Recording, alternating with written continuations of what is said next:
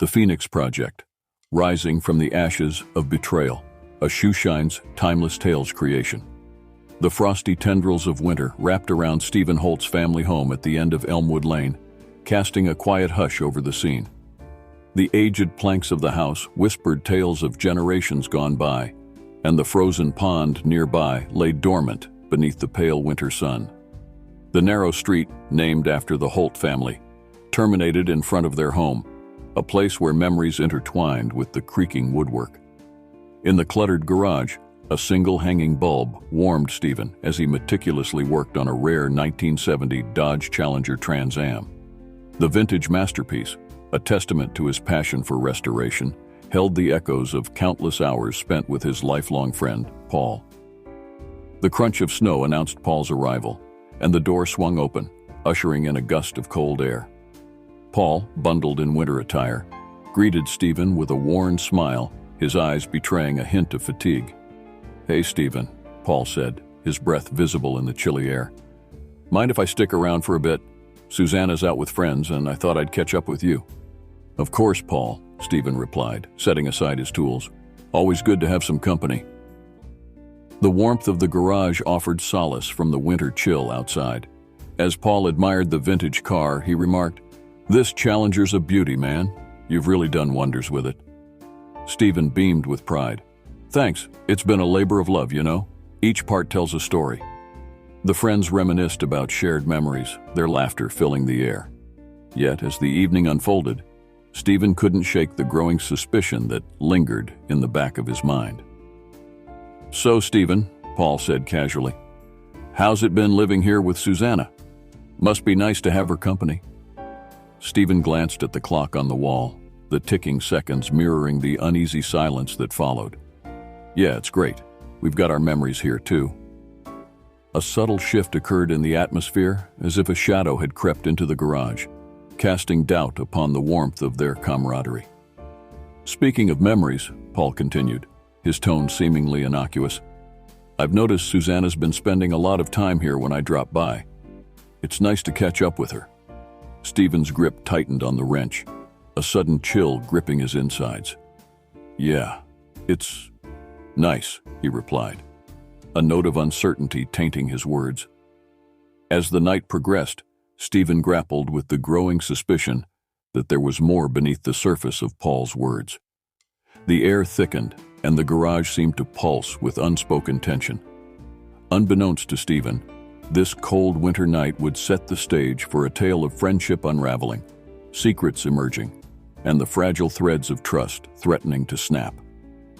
The aroma of sizzling salmon filled the cozy kitchen as Steven, clad in a fresh set of clothes, busied himself with the final touches of dinner. His mind, however, remained tangled in the web of suspicion woven during Paul's visit. The evening shadows deepened, casting an ominous pallor over the room.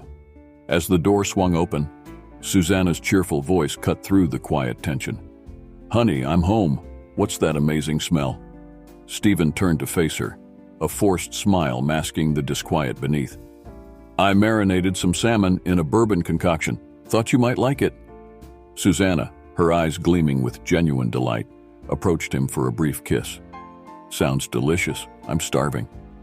The clock on the wall ticked away, each second echoing in Steven's ears as he replayed Paul's lingering words in the garage. The unease intensified as Steven added, "Paul left a couple of hours ago. We had a good chat." "Did you?" Susanna responded, feigning nonchalance. Steven turned his attention back to the stove, his fingers gripping the spatula tightly. Susanna's gaze lingered on Steven for a moment, a hint of curiosity in her eyes. "Is something bothering you, love?" "Just a long day in the garage," he replied, his voice strained. "You know how it goes." Susanna's brow furrowed, but she let the matter slide. "Well, I'm here now. Let's enjoy this meal together." As Steven plated the salmon, he couldn't shake the feeling that something crucial lingered beneath the surface. Susanna, seemingly oblivious, chatted about her day as she savored the meal. Yet, the subtle dance of unease played across her features, noticed by Steven's watchful eyes. Once the plates were cleared, Susanna excused herself. "I need a quick shower," she said, her tone light. The kitchen fell into a hushed stillness as Steven tidied up, his mind unraveling the threads of the evening. When Susanna reappeared, the table was set with a bottle of wine. Soon, while sitting across from each other, the air thickened with unspoken words. Steven, unable to contain his growing suspicion, finally broached the subject. "You were later than I expected, and you didn't answer my calls. What happened?" Susanna, her eyes meeting his, feigned innocence. "Oh, sorry about that. Heather and I got caught up at a craft fair. I didn't hear my phone." The room fell into a pregnant pause, the only sound the soft hum of uncertainty. Steven's gaze bore into Susanna's, searching for any flicker of deception. "A craft fair? For 6 hours?" Susanna shrugged, her calm demeanor faltering slightly. "Time flies when you're having fun, right?" A chill settled over the room as Steven's suspicions deepened. He nodded, his mind already spinning with the need to uncover the truth. "Yeah, I guess so." The evening wore on, the warmth of the dinner table replaced by a growing distance between husband and wife. As Susanna's explanations hung in the air, Steven's determination to unravel the mystery only strengthened. The tendrils of suspicion tightened their grip, setting the stage for a tale of trust unraveling in the chilling embrace of a winter night. 2 days later, Steven, eyes heavy with unshed tears, sipped his coffee in the quiet of his garage. The aroma of brewing coffee mingled with the faint smell of gasoline, a familiar scent that brought him no comfort today. He stared at the unfinished 1970 Dodge Challenger Trans Am, its once gleaming surface reflecting his shattered reflection.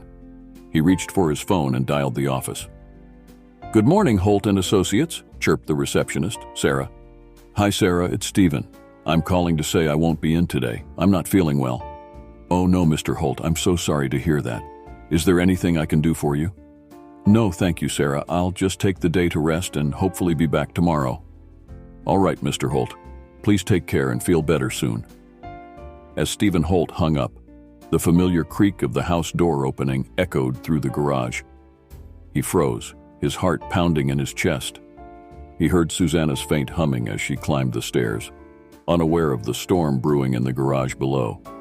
Minutes later, the phone in the house rang simultaneously with the old phone extension in the garage, the one his father had used so many times. Hesitantly, he picked up the phone. At the same time, Susanna, wrapped in a towel after her shower, answered the house phone. "Hello?" Susanna's voice echoed through the garage. Before Steven could say anything, a familiar voice filled the air. "Susanna, is that you?" It was Paul. Steven's blood ran cold. He gripped the phone tightly, his knuckles white. "Yes, Paul," Susanna replied, unaware of Steven's presence. "Is everything all right?" "Yeah, everything's fine. I was just wondering if Steven had left for work yet." "Yes, he left a while ago," Susanna answered innocently. A pause followed, and then Paul's voice dropped to a low, suggestive whisper. "He didn't say anything about Sunday, did he?" Susanna's breath hitched. "No, I don't think he suspects anything," she whispered back. "That's good. Oh, Susanna, you felt so good on Sunday. I can't wait to see you again." Steven's grip on the phone tightened until his fingers ached. His body trembled with a mixture of fury and hurt. Susanna giggled nervously. "Me too, Paul. Soon, I promise. I love you, lover." The line went dead. Steven remained frozen in place, the phone still clutched in his hand. His world had turned upside down in a matter of minutes. The woman he loved, the woman he trusted, had betrayed him most unimaginably. His mind raced with a million questions. How long had this been going on? Did she love Paul? Did she ever truly love him? His heart ached with a pain he had never known before. The future he had envisioned with Susanna, the dreams they had shared, lay shattered in pieces around him, like the broken remnants of a once beautiful car. As the silence in the garage stretched on, Steven knew one thing for certain. His life would never be the same.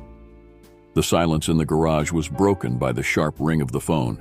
Steven, his face pale and drawn, knew instantly who it was. He picked up the phone, his heart pounding in his chest. "Susanna?" Paul's voice was filled with urgency. "Yes, Paul." Susanna's voice, heavy with desire, echoed through the garage.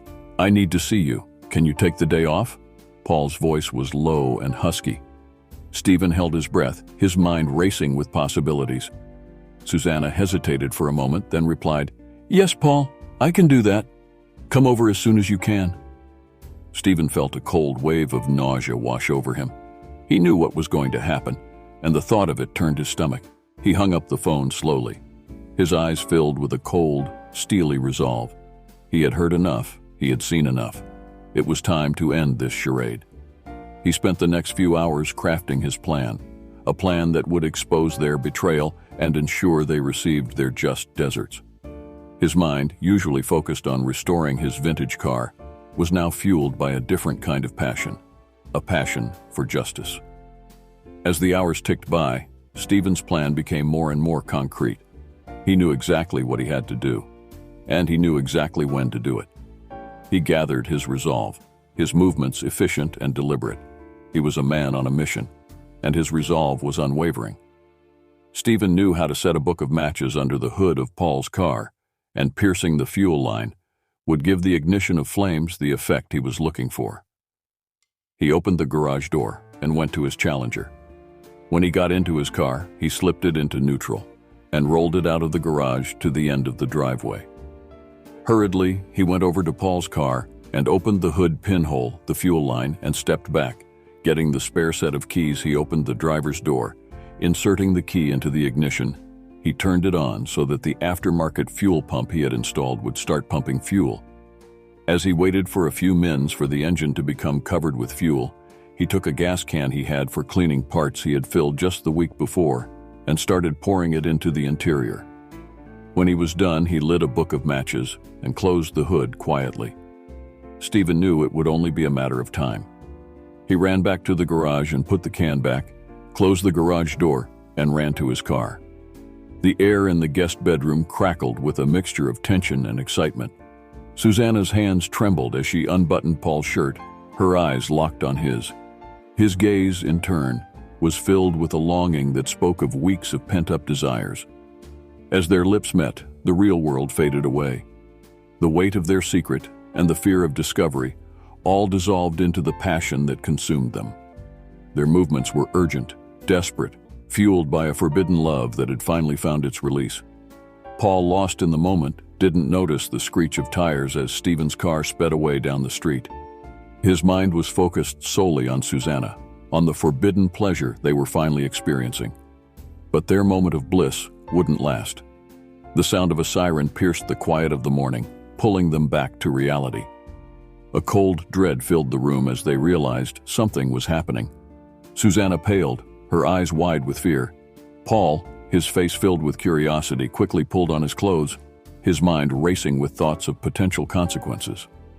As he walked out of the guest bedroom, he saw Susanna huddled on the bed, tears streaming down her face. He wanted to comfort her, to assure her that they would get through whatever was happening together. But the words wouldn't come. He simply offered a weak smile and a whispered apology before heading out into the hallway, ready to face the storm that awaited him. What awaited Paul outside was a scene of devastation. His beloved Nova, the symbol of his freedom and his friendship with Steven, was now a fiery wreck. Smoke billowed from the hood, flames licking at the once pristine red paint. The air was thick with the stench of burning metal and rubber. Paul's heart sank. This wasn't just a destroyed car. It was a symbol of his shattered trust, his betrayed loyalty.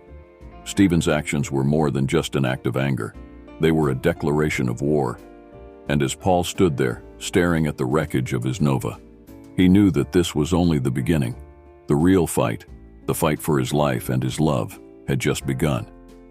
Susanna and Paul stepped out onto the front lawn, the crisp night air filled with a strange silence. As their eyes adjusted to the darkness, they saw the flashing lights of approaching vehicles, growing larger with every passing moment. Suddenly, a burst of orange flames erupted in the driveway, casting grotesque shadows on their faces. A gasp escaped Susanna's lips as she realized the source of the fire, Paul's beloved Nova, engulfed in an inferno. The roar of the flames was deafening, the heat radiating outward like a cruel hand reaching for them. As fire trucks screeched to a halt and firefighters rushed towards the blaze, Susanna felt a wave of nausea wash over her. This was the reality of her actions, the tangible consequence of her betrayal. The sight of the car burning, a twisted metal carcass, mirrored the destruction she had wrought in her marriage. Paul, his face contorted in a mixture of horror and disbelief, placed a hand on her shoulder. His touch, however, was met with a flinch and a swift push. "Don't touch me!" Susanna cried out, her voice trembling with a mix of fear and anger. "This is all your fault! You drove him to this!" Paul recoiled, his eyes wide with shock. "What are you talking about? This is Steven's doing." "No, Paul," Susanna retorted, her voice gaining strength. "This is on us. We both knew what we were doing and the risks we were taking, and now look at what we've caused." Their argument spilled out onto the open lawn, their voices echoing in the stillness of the night. Neighbors, drawn by the commotion and the flames, gathered at their windows and doors, their faces aglow with the orange light of the fire. Whispers and murmurs rippled through the crowd, each word a stinging indictment of their actions. "This is terrible," one woman whispered, clutching her pearls. "I always thought they were such a happy couple." "Steven must have found out about the affair," another man chimed in, his voice laced with disapproval. "There's no other explanation for this." Susanna felt the weight of their judgment pressing down on her, each whispered accusation a dagger piercing her already shattered heart. Shame and regret burned within her, hotter than the flames consuming Paul's car. "Please, Susanna," Paul pleaded, desperation creeping into his voice. "We can fix this. We can work things out." But Susanna was done. The flames of the car mirrored the burning bridge between them. "It's too late, Paul," she said, her voice final. "Our affair is over." With those words, she turned and walked away, leaving Paul standing alone in the wreckage of their love, the flames painting his face with a grim reflection of the truth. The fire trucks continued to battle the blaze, but for Susanna and Paul the damage was already done. Their future, once bright and promising, was now shrouded in the black smoke, a silent testament to their betrayal and the bitter consequences of their actions. After the fire, Susanna and Paul found themselves ostracized by their community. The whispers and rumors became a deafening roar, each accusing word a painful reminder of their betrayal. The weight of guilt and shame pressed down on them, threatening to crush them both. Susanna retreated into a shell of her former self, her once vibrant spirit dimmed by the darkness of her actions. She felt isolated and alone, unable to face the judgmental stares of her neighbors. The fire had burned away her sense of security, leaving her exposed and vulnerable. Paul, too, was consumed by regret. His once carefree demeanor was replaced by a brooding anger, directed both at Steven and himself. He lashed out at friends and family, pushing everyone away in a desperate attempt to numb the pain of his shattered life. Their legal battle was swift and brutal. Steven, fueled by rage and hurt, pursued legal action against both Susanna and Paul. The details of their affair were laid bare in public. The intimate details of their betrayal splashed across the pages of newspapers and whispered in hushed tones throughout the town. Susanna was devastated by the public exposure. Her once respectable reputation was tarnished, leaving her with a sense of shame and regret that seemed to follow her wherever she went. She lost her job, her friends, and ultimately her marriage. Paul faced financial ruin. The lawsuit stripped him of his shares in the company he built with Steven, leaving him bankrupt and broken. The fire, a symbol of their destruction, had become a reality, consuming everything he held dear. One cold, rainy night, fueled by despair and a desperate desire to escape her suffering, Susanna and her friend Heather make a fateful decision. They got into Heather's car, intending to drive far away and start over. But their escape was short-lived. As they sped down a dark highway, a blinding flash of headlights cut through the rain. The sound of tires screeching and metal crunching filled the air. Their car careened off the road, crashing into a tree with a sickening thud. The next morning, news of the accident spread like wildfire. The town was shocked by the tragedy, the whispers now tinged with a morbid sense of finality. Susanna and Heather were pronounced dead at the scene, their lives tragically cut short by a desperate attempt to escape the consequences of Susanna's actions. At the funeral, a heavy silence filled the room. The only sounds were the sniffles of mourners and the hushed whispers of speculation. Steven stood alone in the back, his face etched with a mixture of grief and anger.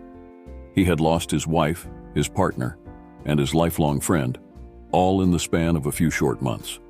As Paul approached Steven, his eyes filled with a mixture of sadness and hatred, and the air crackled with tension. Paul accused Steven. "This should never have happened. It's all your fault. If you hadn't reacted the way you did, they would still be alive." Steven, just standing there, didn't say a word. Others in the room quickly got between them. Steven turned in silence and walked away. Epilogue. Years passed, and the whispers surrounding the tragedy eventually faded into the quiet corners of memory. The once bustling house on Holt Lane stood empty, a monument to a love that had once burned brightly and then quickly extinguished. Steven had rebuilt his life, brick by brick. He found solace in his work, restoring vintage cars and breathing life back into forgotten treasures. With each finished project, he felt a sense of renewal, a testament to his own resilience. One crisp autumn afternoon, Steven found himself drawn back to the cemetery. He stood before Susanna's grave, the headstone stark against the backdrop of falling leaves. As he stared at the inscription, a wave of emotions washed over him: sadness, anger, and ultimately, a flicker of forgiveness. He had spent years blaming himself, questioning his actions, and wrestling with the guilt of what had happened. But time had a way of softening the edges of pain, allowing him to see things with a clearer perspective. He finally understood that he wasn't solely responsible for the tragedy. Everyone involved had made their choices, and everyone had to bear the consequences. His anger towards Paul had subsided, replaced by a quiet understanding that they were both victims of their own desires. For the first time, Steven felt a sense of peace. He placed a single red rose on Susanna's grave, a symbol of his love and his forgiveness.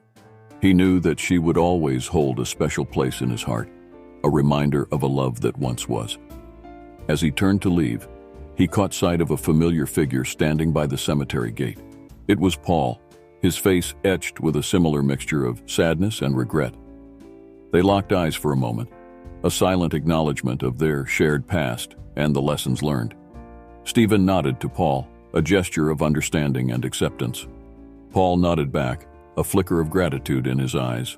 Then they both turned and walked away, disappearing down separate paths, each carrying the weight of their past but also the hope for a brighter future. Though the embers of their love had turned to ash, the story of their lives continued, a testament to the enduring strength of the human spirit and the power of forgiveness to heal even the deepest wounds. The house on Holt Lane might remain silent, but its story, etched in the memories of those who knew it, would resonate through the years, a reminder of the delicate balance between love, betrayal, and the ever-present possibility of redemption. If you liked the video, please like, share, and subscribe to our channel.